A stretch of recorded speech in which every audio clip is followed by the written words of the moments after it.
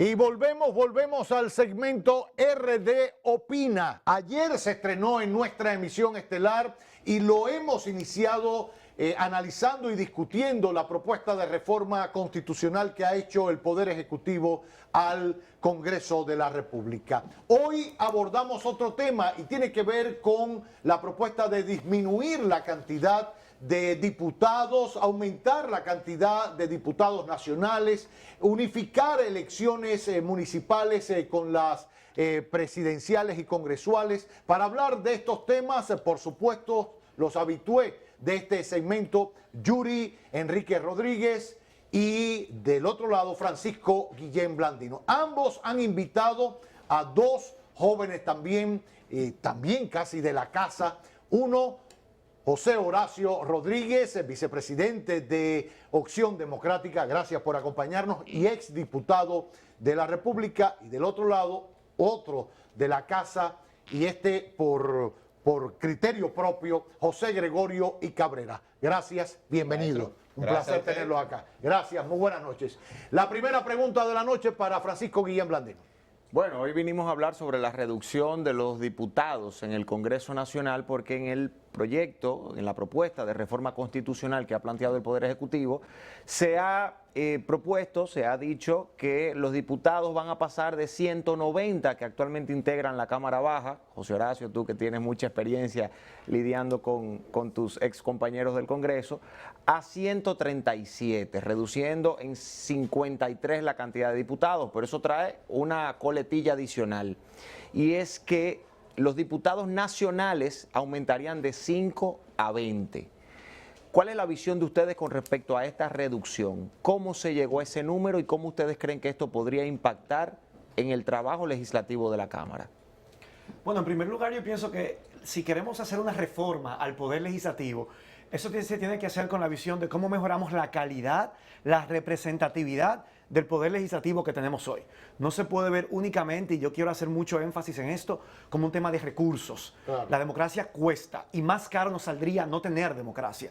Y si hablamos de que la visión para reducir los diputados es únicamente el ahorro, pues ahí hay poco que ahorrar.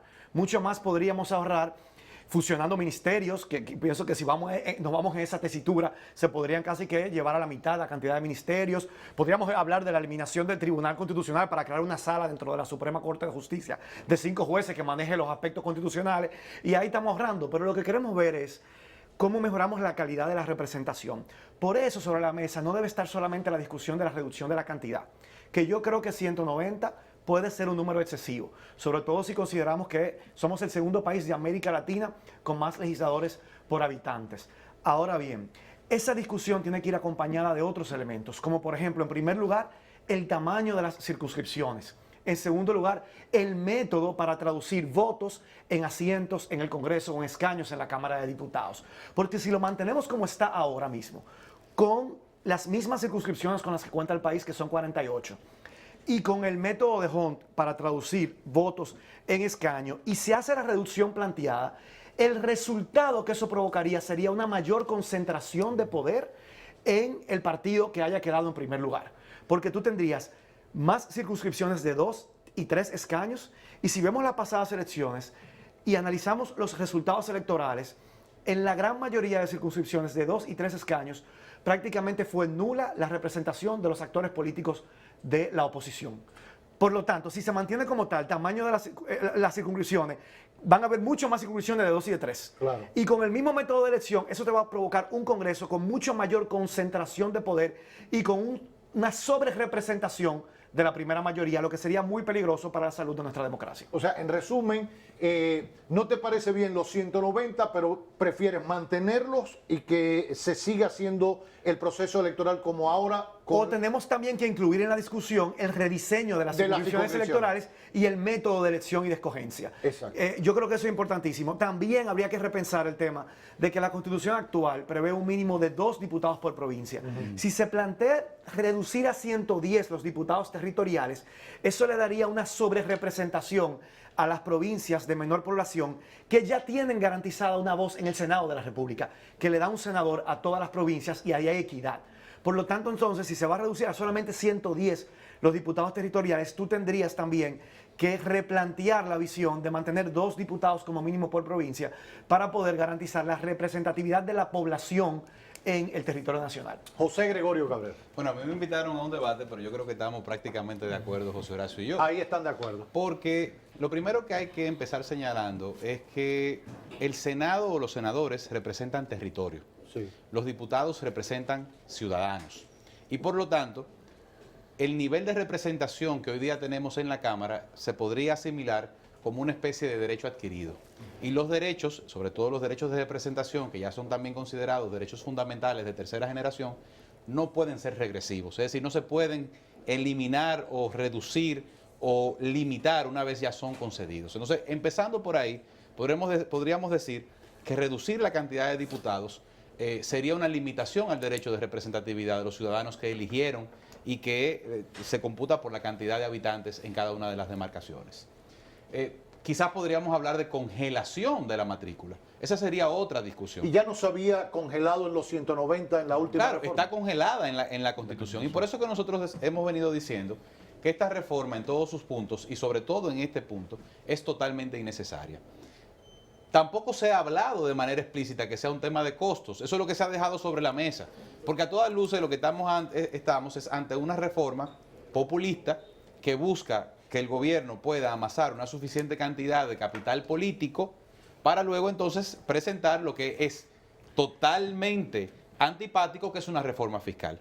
Entonces, partiendo de esa premisa, tenemos 3 elementos fundamentales en los cuales voy a coincidir en algunos de ellos con José Horacio, y es que para tú poder, en el hipotético caso de que habláramos de reducción de diputados, nosotros tendríamos que eliminar el piso mínimo de 2 diputados por circunscripción o por provincia que tiene la Constitución, por lo que acaba de señalar José Horacio.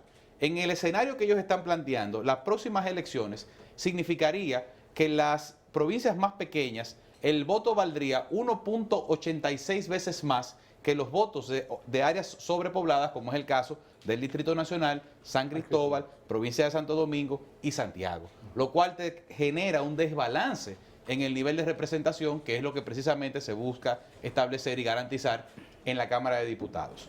Pero además de eso, como también señalaba José Horacio, tenemos el tema de las circunscripciones. Nosotros tenemos circunscripciones que están muy mal diseñadas, circunscripciones que de una forma u otra se han congelado porque la Junta Central Electoral no realizó el nuevo balance de población. Por ejemplo, para las pasadas elecciones, en la circunscripción número 1 del Distrito Nacional debió tener 7 diputados y se le debió quitar 1 a la tercera circunscripción. Eso no se hizo porque el balance se pasó sobre la base del censo de población anterior al que se hizo se inició en el año 2020. Entonces, ante lo que estamos es, yo creo, ante una intención clara de ser populistas, de ser graciosos, de llevar una medida sobre la mesa que pueda ser aplaudida, pero que cuando tú lo llevas a un análisis jurídico y a un análisis político serio, lamentablemente no resiste ese tamiz. Ya. Yuri Rodríguez. Bueno, yo creo que queda claro que a menor plaza, mayor inversión. También para los que Ese es otro tema. Otro de los elementos que también hay que poner sobre la mesa. Entonces yo quisiera saber, digamos, vinculando a ese criterio de menor plaza, mayor inversión, cómo mejorar la calidad de nuestros representantes. Porque también la ciudadanía entiende que hay una deuda social por parte de los partidos políticos y de los representantes, que hoy tenemos riferos, tenemos banqueros y tenemos el primer representante vinculado al narcotráfico, que ha sido condenado en los Estados Unidos. Bueno, el primero condenado. El primero condenado, sí. Correcto, el primero condenado. Pero la gente le genera una serie de preocupaciones no estar bien representados. Entonces, ¿qué hacer en ese caso? José Gregorio. Bueno, yo creo que tiene mucho que ver con la dinámica de los partidos políticos. Al final, yo creo que nosotros tenemos una dualidad de sistema en el cual tenemos un voto preferencial, pero a través del método de Home. En todas las democracias, sobre todo en las democracias parlamentarias, que es donde realmente se utiliza el método de Home, tú tienes método de Home con lista cerrada. Correcto. ¿Qué te permite la lista cerrada? Bueno, que haya una especie de tamiz dentro de los partidos políticos que conocen a su gente y saben quiénes son buenos y quiénes son malos y saben en qué está cada quien. Y eso te permite que la oferta que sale a la sociedad sea una oferta, digamos, de un mayor nivel filtrada, por así decirlo. Ahora bien, si lo vamos a contraponer y nos vamos a ir con un método exclusivamente de voto preferencial, entonces tenemos que quitar el método de Home. Aquí entre nosotros hay una víctima reciente de eso, que es José Horacio. José Horacio nos resultó electo diputado habiendo sacado una cantidad de votos sustancialmente mayor que el siguiente que sí pasó dentro de la lista. ¿Qué te dice eso? Que al final el concepto de un voto, un hombre, que es la representación directa de la democracia, no se está poniendo realmente sobre la mesa. ¿Por qué? Porque al final le estamos permitiendo a los partidos, a través del método de Home, que a través de una mayoría mecánica, quien sea que esté en el poder en ese momento, con el uso de los recursos del Estado, se pueda llevar una representación mayoritaria. José Horacio. Mira, igualmente quiero rescatar de la pregunta que hacía Yuri, que formulaba, el tema del costo de las campañas políticas. Y él decía, bueno, a menor plaza, mayor inversión. Y veamos el Senado de la República. Las campañas a senadores salen mucho, mucho más costosas que las campañas a diputados, porque solamente hay 32 plazas. Y se ven, por ejemplo, en el Distrito Nacional, mientras hay 18 plazas a diputados, hay una sola plaza a senador. Así y eso es. lo convierte en una posición más costosa. Tú reduces la matrícula de la Cámara de Diputados y la tendencia será que se volverá aún más costoso llegar a ocupar una curul en el Congreso. Y yo he sido un abanderado precisamente de la necesidad que tenemos de abaratar el costo de las campañas políticas en nuestro país.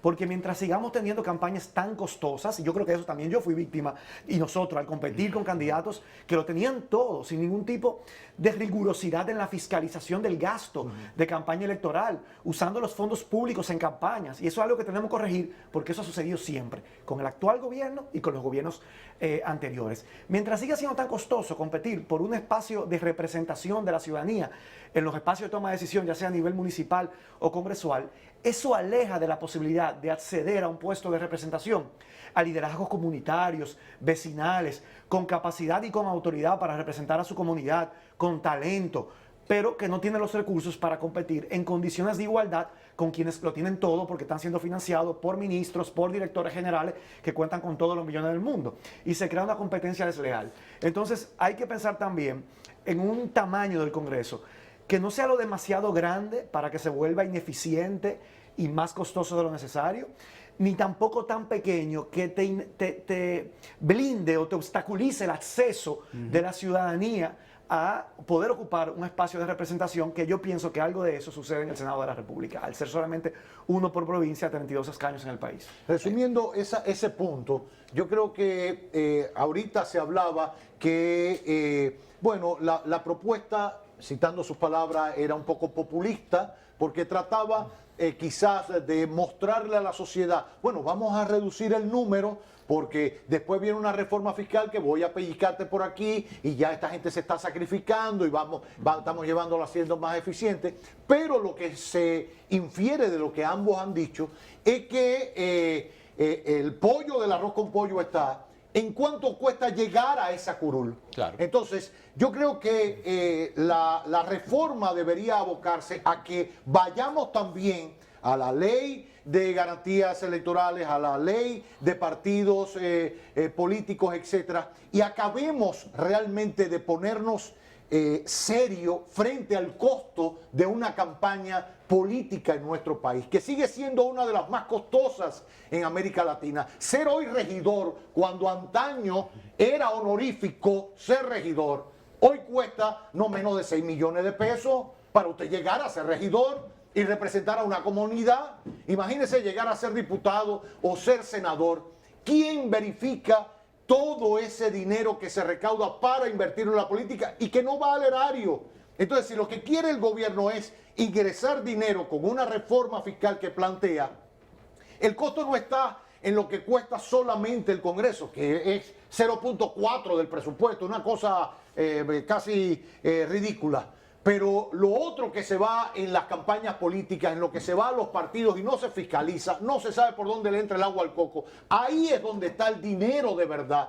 Y creo que se están yendo por una rama buscando quizás la reacción popular ante el tema y no yendo a la esencia de controlar el gasto que se realiza sobre todo durante los procesos electorales sin fiscalizar a ningún partido. Pero además de eso, y no quiero que terminemos sin rescatar algo de lo que decía Francisco, y es que llama la atención que, al igual que con la reducción de los diputados, para los cuales no se hizo ningún tipo de razonamiento jurídico o político que No hay se un haya diagnóstico. socializado. No hay un diagnóstico. O sea, no sabemos cómo se llegó a ese número ni siquiera. Pero tampoco sabemos cómo se llegó al número de un aumento de 15 posiciones de diputados nacionales. A eso quería ir. Y hay mucha gente que te podrá decir, bueno, mira, pero los diputados nacionales tienen algo bueno. Y es lo que hablábamos ahorita, que es una especie de lista cerrada por la cual nadie vota y que se elige por acumulación de votos. Pero ¿qué es lo que ha sucedido tradicionalmente en la realidad? El espíritu del legislador, del constituyente, cuando se estableció el tema de los diputados nacionales, era permitir que aquellas fuerzas políticas que tuviesen una representación de por lo menos un 1% en el proceso electoral, pues pudieran tener una voz en el Congreso. ¿Qué es lo que ha sucedido realmente? Bueno, que al final eso es una especie de elemento de negociación de los grandes partidos que terminan históricamente en las últimas 3 elecciones llevándose más del 75% de las posiciones, de 5 posiciones en las elecciones del 20, en las del 16 y en las elecciones del 12, pues solamente 2 plazas fueron ocupadas por partidos minoritarios. Luego todas las plazas fueron ocupadas por partidos mayoritarios. PLD en su momento, luego PLD Fuerza del Pueblo a través de un aliado y también el PRM. Entonces, ¿qué significa esto?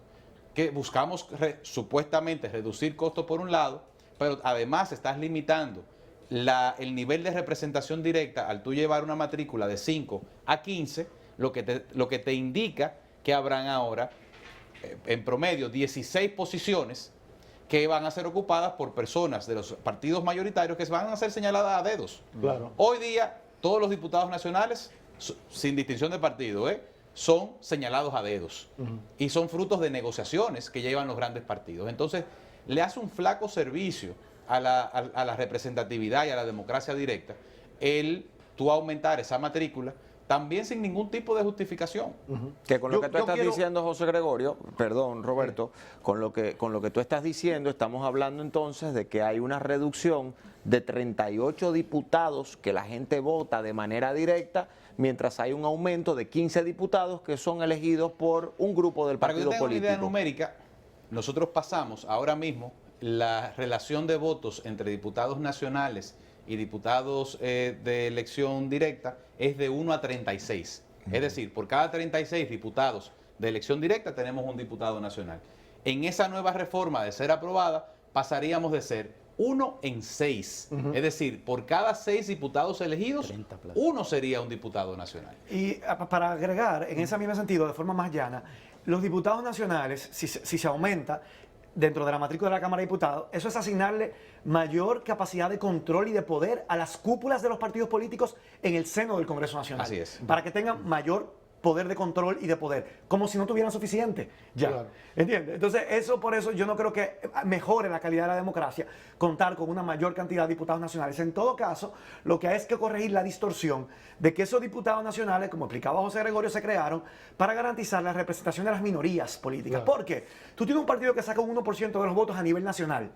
Un 1% de la matrícula de la Cámara de Diputados sería 1.9 diputados, prácticamente 2. Exacto. Pero si en ningún territorio acumuló los suficientes votos, ese partido se podría quedar sin representación congresual. La idea es que pueda tener acceso a la representación congresual, aunque en ningún territorio acumuló suficiente cantidad de votos.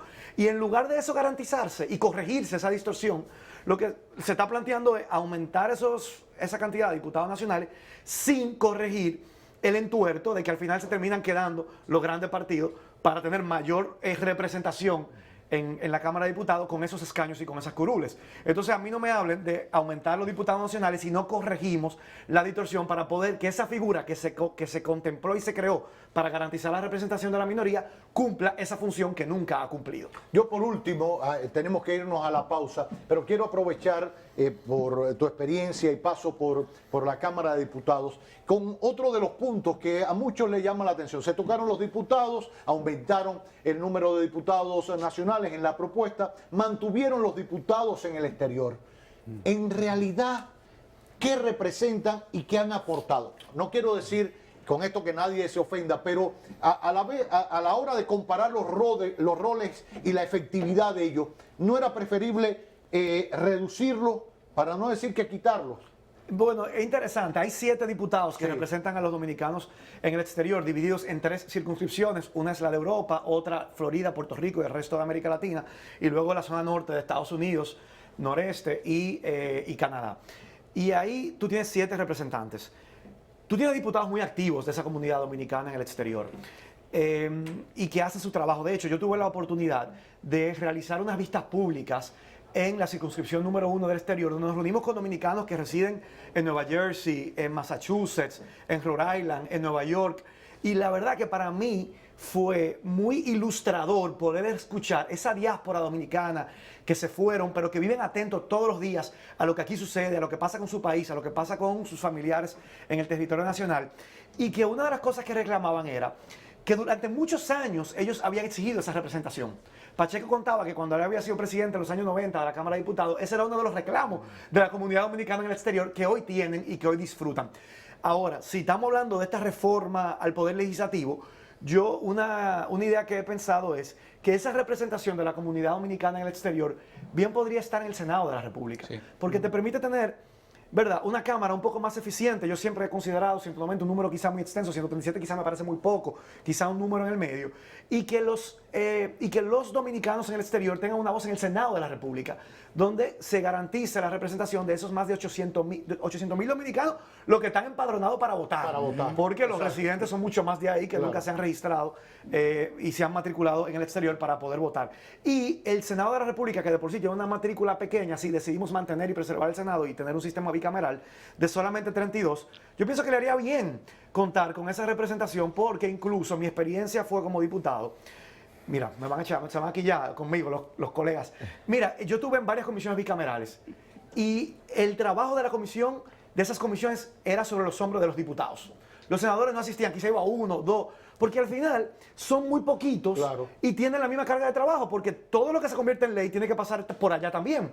Entonces, es la misma carga de trabajo que se distribuye, en lugar de entre 190, entre 32. Entonces, ahí habría margen quizá para tener 1, 2, máximo 3 senadores de la comunidad dominicana en el exterior, si se habla de 1 por circunscripción, y tú eliminar los 7 diputados de ultramar. Y yo pienso que esa podría quizás ser una alternativa para garantizar esa representación en la Cámara Alta de la diáspora dominicana. Ahora, sería una campaña complicada esa para un candidato a senador. Bueno, pues nada, Como seguiremos la de abordando esto. Infiero también de sus palabras por la evaluación que hace del trabajo de un lado y del otro, que para usted sería mejor una sola cámara y no tener dos. Pero lo abordamos ahorita. Seguimos debatiendo este tema de la cantidad de diputados en la Cámara Baja de nuestro país, la cantidad de diputados nacionales y otros aspectos que están en la propuesta de reforma a la Constitución que ha sometido el Poder Ejecutivo. Queda un punto más, que es la propuesta de unificar las elecciones